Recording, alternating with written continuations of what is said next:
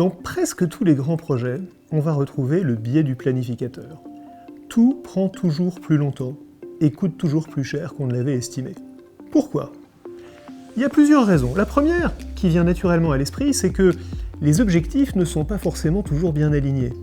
Une entreprise qui veut remporter un marché, sur un grand projet par exemple, peut avoir intérêt à sous-estimer les difficultés, à sous-estimer le budget pour remporter l'affaire, quitte à renégocier plus tard. Les donneurs d'ordre eux-mêmes n'échappent pas au conflit d'intérêts parce qu'ils peuvent avoir eux aussi intérêt à convaincre leurs parties prenantes de s'engager dans un projet difficile. Mais ce n'est pas tout, parce que si c'était tout, on ne verrait pas le biais du planificateur quand une entreprise travaille pour elle-même, ou même quand un individu fait des plans pour lui-même. Or, on sait bien, par exemple, que les auteurs qui doivent terminer un livre, ou les étudiants qui font une thèse, vont avoir aussi souvent tendance à sous-estimer les difficultés et le temps nécessaire. Alors pourquoi ?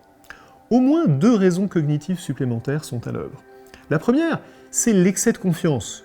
Chacun pense qu'il va faire mieux que la moyenne qu'il a pu constater de ce qu'ont fait les autres avant lui. Par exemple, si je fais ma thèse et je sais que ça a pris X années, je vais penser que moi je vais faire mieux que la moyenne.